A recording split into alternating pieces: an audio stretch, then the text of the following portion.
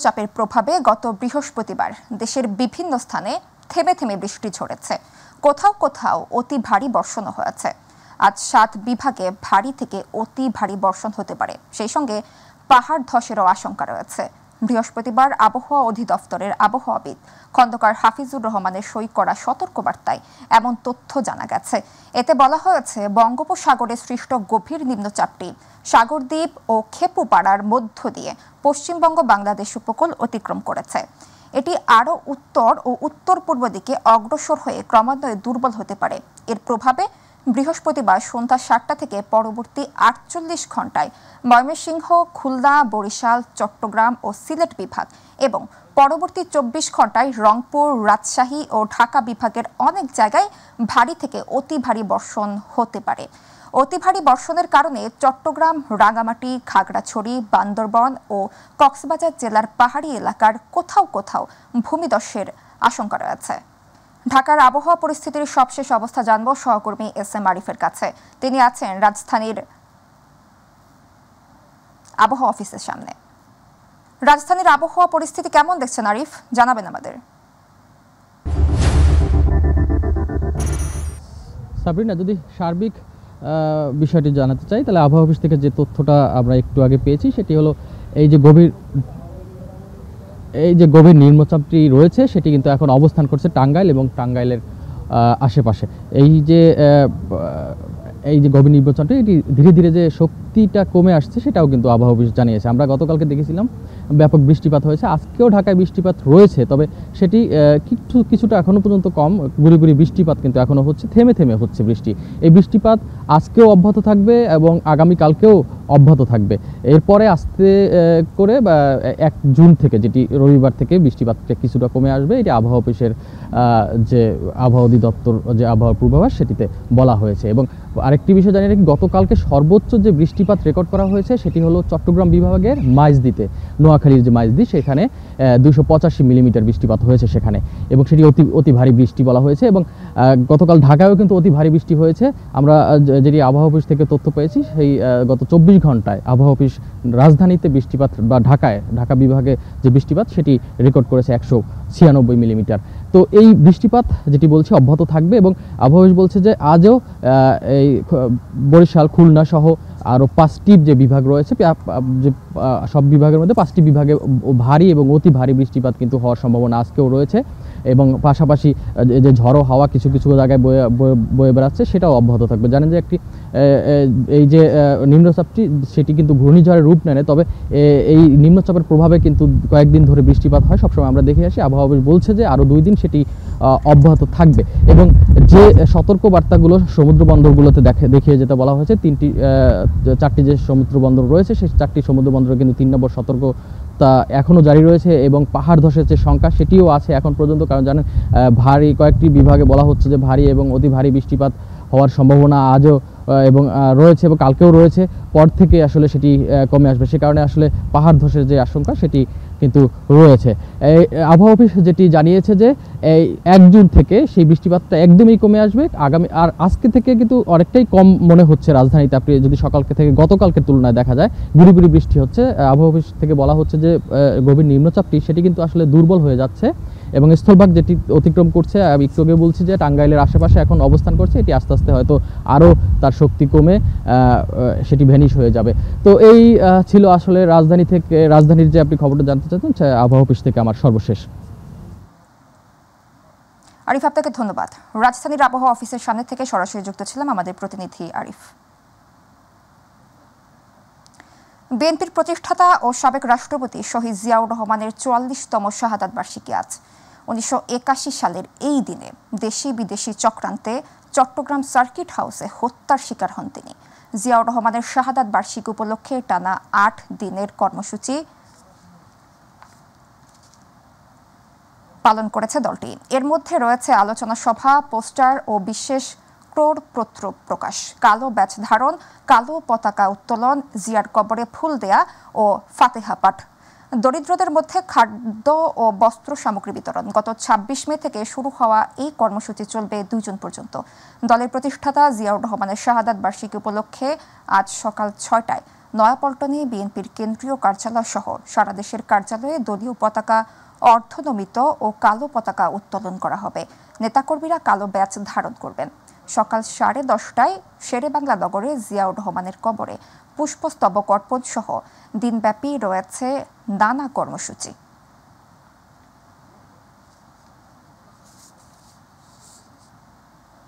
এবারে জানবো বরিশালের আবহাওয়া পরিস্থিতির খবর।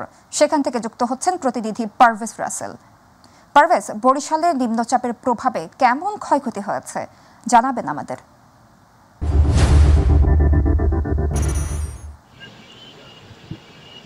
সাবরিনা, যেমনটা জানতে চেয়েছেন, আপনি জানেন যে আসলে গতকাল থেকেই কিন্তু টানা বৈরী আবহাওয়া এবং নিম্নচাপের কারণে কিন্তু সাগরে উত্তর পশ্চিম বঙ্গোপসাগরের সৃষ্ট নিম্নচাপের কারণেই কিন্তু এই যে জলাবদ্ধতা, পানি সৃষ্টি এবং পানি বৃদ্ধি হয়েছে বরিশালের কীর্তনখোলা সহ বিভিন্ন জেলা উপজেলার নদ নদীর প্রায় 2 থেকে 3 ফুট পানি বৃদ্ধি পেয়েছে। আর এই পানি বৃদ্ধির কারণেই কিন্তু বরিশাল শহরের প্রাণকেন্দ্র বরতলা সহ বরিশাল নিম্ন অঞ্চল পলাশপুর, কাশীপুর সহ বিভিন্ন শহরের অলিগলিতে পানি জলজট বলবো আমরা এটা, যে পানির যে জলাবদ্ধতা তার সৃষ্টি হয়েছে। কর্পোরেশনের ড্রেনগুলো বন্ধ থাকায় পানি নামতে না পারায় মানুষের দুর্ভোগ কিন্তু চরমে। ছোট পরিবহনগুলো বিকল হয়ে যাচ্ছে। মানুষ খুব একটা প্রয়োজন ছাড়া তার গন্তব্যে যেতে পারছে না বা বেরো হচ্ছে না। থেমে থেমে সকাল থেকে কিন্তু বরিশালে বৃষ্টি হচ্ছে। আমরা কথা বলেছি বরিশাল আবহাওয়া অধিদপ্তরের সাথে, তারা জানিয়েছেন যে আজ দিনভর এভাবে বরিশালের বিভিন্ন জায়গায় থেমে থেমে বৃষ্টি হবে, ঝড়ো হাওয়া হবে, এমনকি বজ্রপাতেরও সম্ভাবনা রয়েছে। তবে নিম্নচাপটি ক্রমশই বাংলাদেশের উপকূল অঞ্চল অতিক্রম করার কারণে কিন্তু এটি দুর্বল হয়ে যাচ্ছে এবং আজকে আসলে 48 ঘন্টা গেলে পরে এর পরিস্থিতি অনেকটা শিথিল হবে এবং দুর্বল হয়ে যাবে, পানিও হয়তো আস্তে আস্তে নেমে যাবে। সব মিলিয়ে কিন্তু এখনো বরিশাল নদী বন্দরের 2 নম্বর সতর্কতা সংকেত এবং সমুদ্র বন্দরের 3 নম্বর সতর্কতার সংকেত কিন্তু দেখিয়ে যেটা বলা হয়েছে। আমরা কথা বলেছি, আবহাওয়া অধিদপ্তর আমাদেরকে জানিয়েছে যে গত 24 ঘন্টায় মানে আজ সকাল 10টা অবধি পর্যন্ত কিন্তু 141 মিলিমিটার বৃষ্টিপাত রেকর্ড করা হয়েছে এবং এই বৃষ্টিপাতের কারণেই কিন্তু বরিশাল নগরীর প্রধান সড়ক সহ আশেপাশের অলিগলি কিন্তু পানিতে প্লাবিত, জনদুর্ভোগ চরমে। তারা বারবার বরিশাল সিটি কর্পোরেশনকে দায়ী করছে যে এই একই সড়ক বা বিভিন্ন পরিচিত সড়কগুলোই কিন্তু পানির নিচে আসলে জলজটের সৃষ্টি হয় বা জলাবদ্ধতা লেগে থাকে। আর এই পানির কারণে যে রাস্তাগুলো থাকে সড়কের, এগুলো কিন্তু বেশি দিন সাস্টেন করে না। তো আমাদের প্রত্যাশা রয়েছে সিটি কর্পোরেশনের কর্মীরা খুব দ্রুতই এই পানি নিষ্কাশনের ব্যবহার করবে, জনগণের যে দুর্ভোগ রয়েছে সেটা লাঘব হবে। সব মিলিয়ে বরিশালে থেমে থেমে বৃষ্টি হচ্ছে এবং সামনে 48 ঘন্টা বা 24 ঘন্টা অতিবাহিত হলে পরে হয়তো এই পরিস্থিতি আরও কিছুটা শান্ত হবে, পানিও কমে যাবে, বৃষ্টিপাতও কমে যাবে। তো আপাতত এই রয়েছে বরিশাল থেকে আমার কাছে নিম্নচাপের সবশেষ পরিস্থিতি। সাবরিনা, আপনাকে ধন্যবাদ। চলে যাচ্ছে পরবর্তী সংবাদে। ঈদের ছুটি শেষে পুনরায় কর্মস্থলে ফিরবে লাখো মানুষ। তাদের যাত্রা সহজ করতে বাংলাদেশ রেলওয়ে শুরু করেছে আন্তনগর ট্রেনের অগ্রিম টিকিট বিক্রি। আজ পাওয়া যাচ্ছে 9 জনের ট্রেনের টিকিট। বাংলাদেশ রেলওয়ের দেয়া তথ্য অনুযায়ী সকাল 8টা থেকে শুরু হবে পশ্চিমাঞ্চলীয় ট্রেনগুলোর টিকিট বিক্রি, আর দুপুর 2টা থেকে বিক্রি হবে পূর্বাঞ্চলগামী ট্রেনগুলোর টিকিট। যাত্রীদের সুবিধার্থে এবারে ঈদ পরবর্তী অগ্রিম টিকিট বিক্রির পুরো প্রক্রিয়া অনলাইনের মাধ্যমে সম্পন্ন হবে। শতভাগ আসনই বিক্রি করা হচ্ছে অনলাইনে। রেলওয়ের নির্ধারিত সময়সূচি অনুযায়ী 10 জুনের টিকিট বিক্রি হবে 31 মে এবং 11 জনের টিকিট বিক্রি হবে 1 জুন, 12 জনের টিকিট বিক্রি হবে 2 জুন, 13 জনের টিকিট বিক্রি হবে 3 জুন, 14 জনের টিকিট বিক্রি হবে 4 জুন এবং 15 জনের টিকিট বিক্রি হবে 5 জুন। এই অগ্রিম টিকিটগুলো ফেরতযোগ্য নয়। একজন যাত্রী সর্বোচ্চ 4টি আসনের টিকিট কিনতে পারবেন।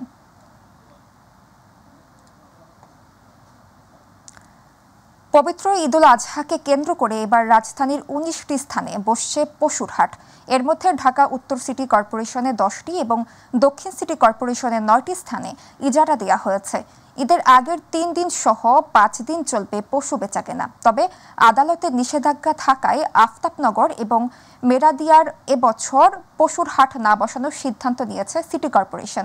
ইউসুফ আলীর বিশেষ রিপোর্ট। পবিত্র ঈদুল আজহাকে কেন্দ্র করে ঢাকা উত্তর সিটি কর্পোরেশনের ভাটারা, উত্তরার দিয়াবাড়ি, বাড্ডার সানভ্যালি, মিরপুর ইস্টার্ন হাউজিং, মোহাম্মদপুরের বসিলা, ঢাকা পলিটেকনিক ইনস্টিটিউট, মিরপুর বালুর মাঠ, ভাটুলিয়া, খিলক্ষেতের মস্তুল ও বনরূপা আবাসিক এলাকা এই 10টি এবং দক্ষিণ সিটি কর্পোরেশনের Shahjahanpur, Postogola, Shanirakhra, Kamalapur, Dholaikhal, Rahmatganj, Shyampur truck stand, institute of leather technology college ও আমুলিয়া এই 9টি স্থানে বসছে পশুর হাট।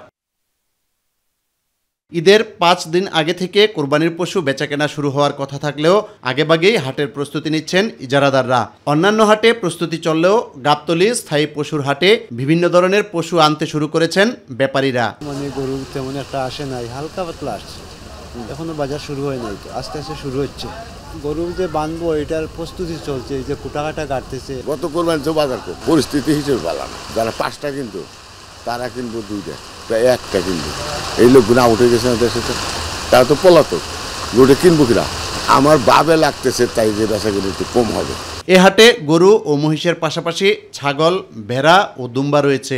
বড় বড় খাসি, দুম্বা, কিছু বড় খাসি আনছি কুরবানির উপলক্ষে। 2 দিন মিলে আমরা কুরবানির মাল তুলছি দোকানে। দুম্বা তো এখন হাটে ওঠে কম, দুই একটা ওঠে, এটা আমরা কালেকশন করি। এখন একটা পাইছি, একটা নিয়ে আসছি, মোটামুটি একটা আশা আছে আর কি 2 লক্ষ, তারপরে 10-20 হাজার কম বেশি, এটা মানে কিনে ক্রেতার উপরে আর কি নির্ভর। ক্রেতা না থাকায় গরু ছাগলের পরিচর্যা করে সময় পার করছেন বিক্রেতারা। গরু গা ধোয়াইছি, গরু খায়ার দিছি, গরু খাওয়াইছি, এই খাবারের কোনো নিয়ত নাই, ও যেটুকু খাবে সেটুকু খাওয়াতে হবে। আইনগত জটিলতা থাকায় আফতাবনগর ও মেরাদিয়ায় হাট না বসানোর সিদ্ধান্ত নিয়েছে সিটি কর্পোরেশন। সবগুলোরই লোকেশন এরকম ভাবে এবার সিলেক্ট করেছি যেগুলো হচ্ছে যে মহাসড়ক থেকে দূরে। 2টো কাজ আমরা মাথায় রেখেছি, একটি হচ্ছে যেন যানজট না হয়, অননুমোদিত কোনো জায়গায় কোনো হাট বসাতে হবে না, এবং অনুমোদিত জায়গায় হাটের নিরাপত্তার জন্য সিসিটিভি ক্যামেরা থাকবে, এবং আমরা আনসারদেরকে নিয়োগ দিয়েছি। এর সাথে সাথে পশু সম্পদ মন্ত্রণালয় থেকে মোবাইল টিম থাকবে গাবতলীতে, এবং আরো বড় হাটগুলোর মধ্যে স্থায়ী টিম থাকবে, যে টিমগুলো পশুর স্বাস্থ্য এবং তাছাড়া ভেজাল গরু আছে কিনা সেটা নির্ধারণ করার জন্য সহায়তা করবে। ঢাকা উত্তর ও দক্ষিণ সিটি কর্পোরেশনের অস্থায়ী হাটে নিয়মের ব্যত্যয় ঘটলে আইনগত ব্যবস্থা নেওয়া হবে বলেও জানায় সংশ্লিষ্ট কর্তৃপক্ষ। ইউসুফ আলী, মাই টিভি, ঢাকা। দর্শক, এখন জানবো নিত্য প্রয়োজনীয় পণ্যের বাজার দর সম্পর্কে। এই মুহূর্তে রাজধানীর ক্যাম্পের বাজারেও রয়েছে সহকর্মী শিমুল খান, সরাসরি যুক্ত হচ্ছে তার সাথে। শিমুল, নিত্য প্রয়োজনীয় বাজারের দাম কেমন দেখছেন?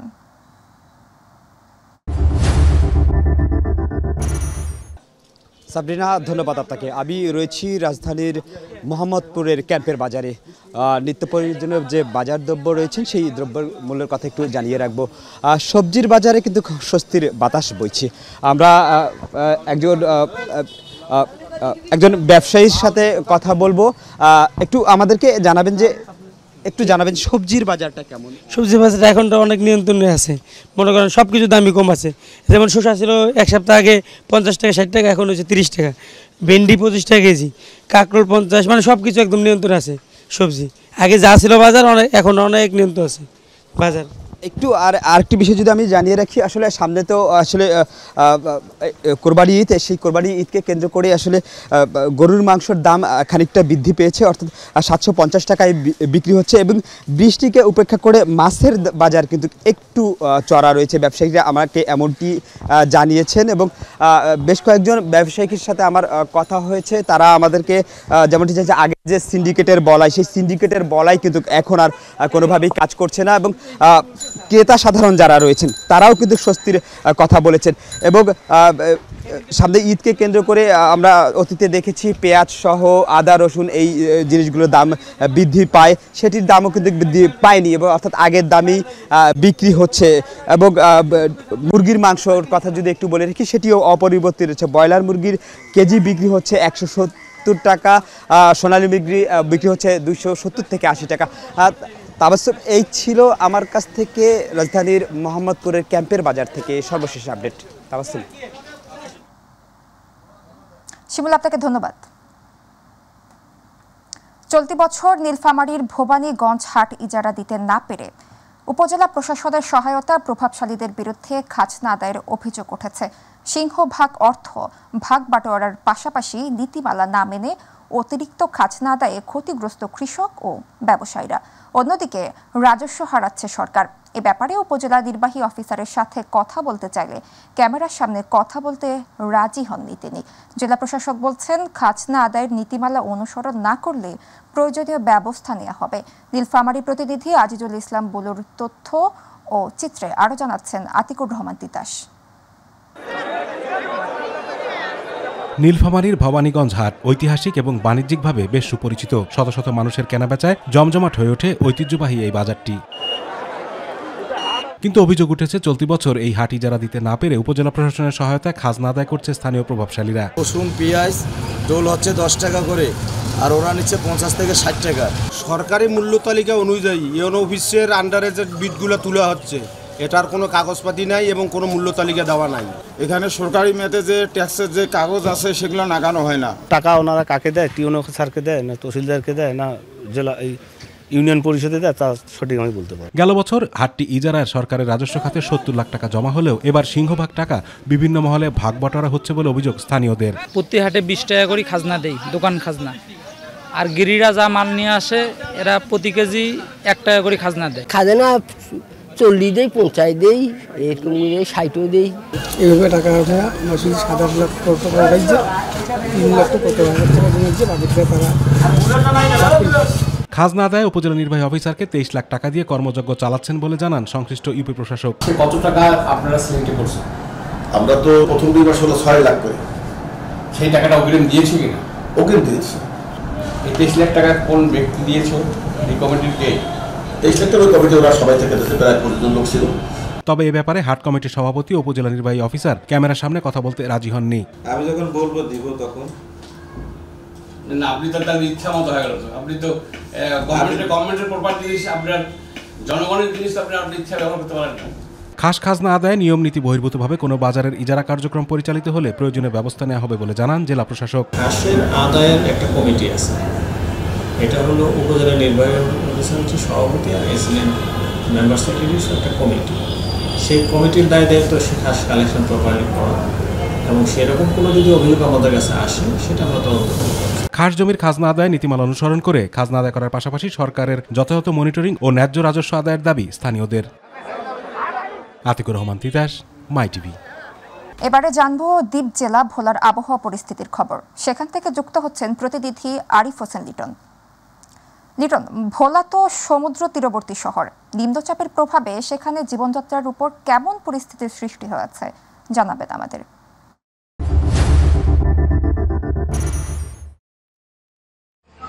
সাবরিনা, ঘূর্ণিঝড়ের প্রভাবে গতকাল দিনভরই কিন্তু উপকূলীয় জেলা দ্বীপ জেলায় দমকা হাওয়া সহ ভারী বর্ষণ হয়েছিল, যার ফলে কিন্তু ভোলার যে মেঘনা এবং তেঁতুলিয়ার নদীর পানি 3 থেকে 4 ফুট উচ্চতা বৃদ্ধি পায়। ভোলার যেই নিম্ন অঞ্চলগুলি রয়েছে অর্থাৎ হলো মনপুরা, ঢালচর, চর পুকরি, নিজামুদ্দিন, চর পাতিলা সহ নিম্ন অঞ্চলের প্রায় 50টি গ্রাম পানিতে প্লাবিত হয়েছে এবং কোথাও কোথাও বেড়িবাঁধ রিং ছুটে গিয়ে পানিতে অনেক গ্রাম তলিয়ে যেতে দেখা গিয়েছে, যার ফলে কিন্তু ভোলার প্রায় 22 লাখ মানুষ বিপাকে পড়েছে বলে যেমনটি দেখতে পেয়েছি। এছাড়াও গতকাল রাতেও কিন্তু ভারী বর্ষণ হয়েছে, যার ফলে এবং বাতাস হয়েছে অনেক জায়গায়, মাছঘাট ডুবে গেছে এবং বাড়িঘর ডুবে লাখো লাখো মানুষ কিন্তু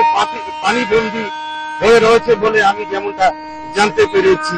এছাড়াও ভোলার যেই নিম্ন অঞ্চলের যে বেড়িবাঁধের উপরে মানুষ রয়েছে, মানুষও বিপাকে রয়েছে, এমনটাই কিন্তু আজ সকালবেলা ঘুরে দেখা গিয়েছে। ভোলার যে অভ্যন্তরীণ নৌরোডটি রয়েছে, নৌরোডটিতে কিন্তু লঞ্চ চলাচল বন্ধ রয়েছে, সকাল থেকে কিন্তু ফেরি চলাচল করতে দেখা গিয়েছে।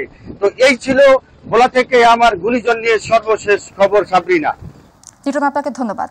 উপকূলীয় অঞ্চল ভোলা থেকে আবহাওয়ার সর্বশেষ পরিস্থিতি জানাচ্ছিলেন আমাদের সহকর্মী লিটন। চলে যাচ্ছি পরবর্তী সংবাদে। দীর্ঘ সময় ধরে উন্নয়নের ছোঁয়া থেকে বঞ্চিত 100 বছরের বরিশাল কেন্দ্রীয় নথুল্লাবাদ বাস টার্মিনাল। ঈদুল আজহায় পরিবহনে বাড়ি ফেরা যাত্রীদের এবারেও ঝুঁকি নিয়ে কাদা মারিয়ে যেতে হয় গন্তব্যে। কর্পোরেশনের ভূমিকায় হতাশ যাত্রী সহ শ্রমিকরা। জরাজীর্ণ টার্মিনালটি ঘুরে পারভেজ রাসেলের বিস্তারিত রিপোর্ট। সড়ক পথে চলাচলের অন্যতম মাধ্যম বাস, কিন্তু যাত্রী সেবা প্রদানকারী বাস টার্মিনালগুলো বছরের পর বছর পড়ে থাকে অযত্ন আর অবহেলায়। বরিশালের নতুল্লাবাদ কেন্দ্রীয় বাস টার্মিনাল এটি। খানাখন্দে ভরা টার্মিনালের বড় অংশ, জলাবদ্ধতা আর বড় গর্তে বাস দুর্ঘটনা যেন প্রতিদিনের ঘটনা।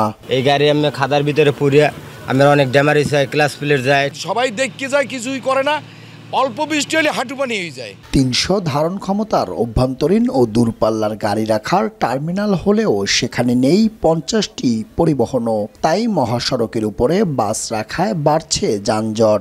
দুর্ভোগে আছি, টার্মিনালের অবস্থা খারাপের কারণে আমরা রাস্তায় গাড়ি রাখতে বাধ্য হচ্ছি। বাস স্ট্যান্ড খারাপ, এখানে আমরা গাড়ি বাধ্যতামূলক রাস্তা পর রাখতে হয়, কারণ আবার রাখলে ট্রাফিক হিসেবে মামলা দেয়, আমরা কোথায় যাবো গাড়ি নিয়ে। সংশ্লিষ্টরা বলছেন এবারের ঈদ যাত্রা ঝুঁকিপূর্ণ হতে পারে, যার দায়ভার সিটি কর্পোরেশনের। টার্মিনালের ভিতরে কোনো রকম কোনো পার্কিং করার কোনো সুযোগ সুবিধা নাই। যদি এই স্ট্যান্ডটা ঠিক থাকে তাহলে এই রাস্তা কিন্তু কোনো যানজট থাকতো না। টার্মিনাল না থাকায় সড়কে বাধ্য হয়ে গাড়ি রাখার কথা জানান পরিবহন সংশ্লিষ্টরা। টার্মিনালে ফি দেই, কিন্তু সেখানে আমি টার্মিনালে গাড়ি ব্যবহার করতে পারবো না, টার্মিনাল গাড়ি রাখতে পারবো না, এটা তো হয় না। সিটি কর্পোরেশনের আন্ডারে আমরা থাকি, সিটি কর্পোরেশনের সম্পদ হলো সিটি কর্পোরেশনের। ঈদের আগেই সাময়িক মেরামত ও পরে টার্মিনাল হস্তান্তরের আশ্বাস দেন সিইও। খানাখন্দগুলো আমরা খুব তাড়াতাড়ি বলে ফেলবো এবং এই বাস ঈদের আগেই আমরা এটা কাজটা শেষ করে ফেলবো এবং ওখানে যেন বাসগুলো ঠিক মতো আসতে পারে, যাত্রীদের জন্য ওই যে গর্তের ভিতরে পড়ে না যায়, গাড়িগুলো অ্যাক্সিডেন্ট না হয়। ক্ষমতার পালা বদলে পরিবর্তন হয়েছে অনেক শ্রমিক নেতার ভাগ্য, তবে উন্নয়নের কোনো ছোঁয়া লাগেনি বরিশাল কেন্দ্রীয় নতুল্লাবাদ বাস টার্মিনালটিতে। নতুনে বাংলাদেশে যাত্রী এবং শ্রমিকের কথা চিন্তা করে আধুনিকভাবে করা হোক এই টার্মিনাল, এমনটাই প্রত্যাশা সবার। পারভেজ রাসেল, মাই টিভি, বরিশাল। এবারে গ্রাম বাংলার খবর।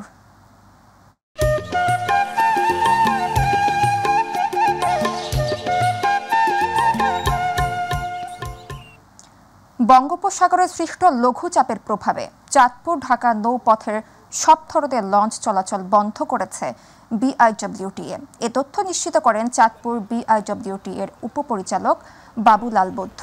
তিনি জানান, যাত্রীদের নিরাপত্তার স্বার্থে বৃহস্পতিবার চাঁদপুর, নারায়ণগঞ্জ, মুন্সিগঞ্জ, মতলব রুটের যাত্রীবাহী ছোট নৌযান চলাচল বন্ধ করা হয়।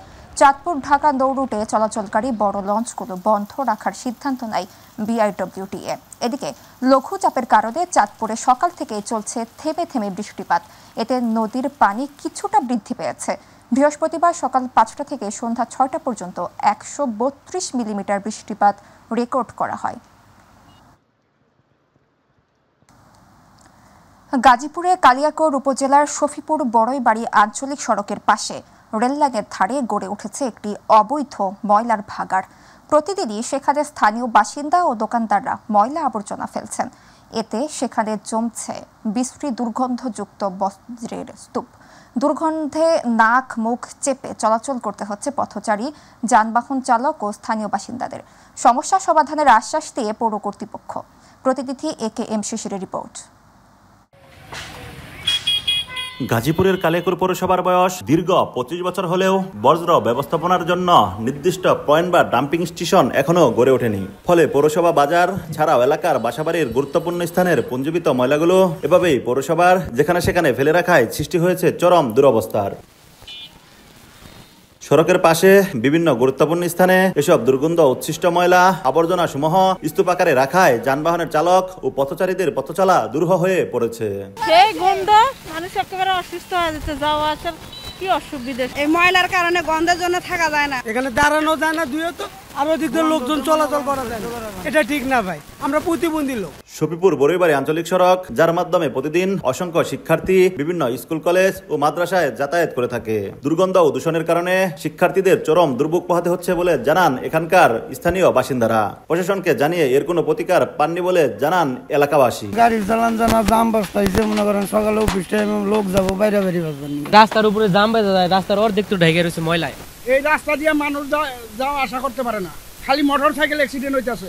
ময়লা আবর্জনা অপসারণের জন্য অতিরিক্ত পরিবহন যুক্ত করার কথা জানিয়ে সড়কের পাশে বর্জ্য না ফেলার অনুরোধ জানান কালিয়াকৈর পৌর প্রশাসক। ময়লাটা রাস্তায় না রেখে আমাদের যে নির্ধারিত শেডের ভিতরে রাখার জন্য, তো চতুর্পাশে আমরা একটা ওয়াল দেওয়ার চিন্তা করছি যে ময়লাটা যাতে বাইরে চলে না আসে। দ্রুত সড়কের পাশের ময়লার বাগার অপসারণ এবং নির্ধারিত স্থানে বর্জ্য ব্যবস্থাপনার উদ্যোগ নেওয়ার দাবি সচেতন মহলের। একেএম শিশির, মাই টিভি, কালিয়াকৈর, গাজীপুর। বিএনপির দুঃসময়ে যারা পাশে ছিলেন না তাদের সদস্য করে নেওয়া হলেও নেতৃত্ব আনা যাবে না, এখন সময় এসেছে বিএনপির হিসেব নিকেশের বলে মন্তব্য করেছেন বিএনপির জাতীয় স্থায়ী কমিটির সদস্য অধ্যাপক ডক্টর AZM জাহিদ হোসেন। গতকাল রংপুর শিল্পকলা একাডেমিতে রংপুর বিভাগে বিএনপির সদস্য সংগ্রহ ও নবায়ন কর্মসূচিতে যোগ দিয়ে এ কথা বলেন তিনি। এ সময় তিনি বলেন, জাতীয়তাবাদী বিশ্বাসীদের সদস্য করতে হবে। যারা 17 বছরে একবার আওয়ামী লীগে জয়েন করেছেন, আবার 5 আগস্টের পর বিএনপি হয়ে গেছে, তাদের সদস্য করা যাবে না। কোনো অবস্থাতেই সদস্য পদ দিয়ে কাউকে ঘুরানো যাবে না। ও আমার দলের লোক না, আমার গ্রুপ করে না, এইটা না। দল শহীদ রাষ্ট্রপতি জিয়াউর রহমানের দল বিএনপি, দলের চেয়ারম্যান দেশনেত্রী বেগম খালেদা জিয়া, ভারপ্রাপ্ত চেয়ারম্যান জনাব তারেক রহমান, মার্কা হইল ধানের শীষ। এর বাইরে কোনো লোকের দরকার নাই। টাঙ্গাইল জেলার বিভিন্ন দপ্তরের কর্মকর্তাদের সাথে পরিকল্পনা মন্ত্রণালয়ের উপদেষ্টা ওয়াহিউদ্দিন মাহমুদের মতবিনিময় সভা অনুষ্ঠিত হয়েছে। বৃহস্পতিবার জেলা প্রশাসনের আয়োজনে জেলা প্রশাসকের সম্মেলন কক্ষে মতবিনিময় সভা অনুষ্ঠিত হয়। জেলা প্রশাসক শরীফা হক এর সভাপতিত্বে মতবিনিময় সভায় প্রধান অতিথি থেকে মতবিনিময় করেন পরিকল্পনা মন্ত্রণালয়ের উপদেষ্টা ওয়াহিউদ্দিন মাহমুদ। মতবিনিময় সভায় জেলা পরিষদের প্রধান নির্বাহী কর্মকর্তা শফিকুল ইসলাম, স্থানীয় সরকার টাঙ্গাইলের উপপরিচালক শিহাব রায়হান, অতিরিক্ত পুলিশ সুপার রবিউল ইসলাম, অতিরিক্ত জেলা প্রশাসক আব্দুল্লাহ আল মামুন উপস্থিত ছিলেন।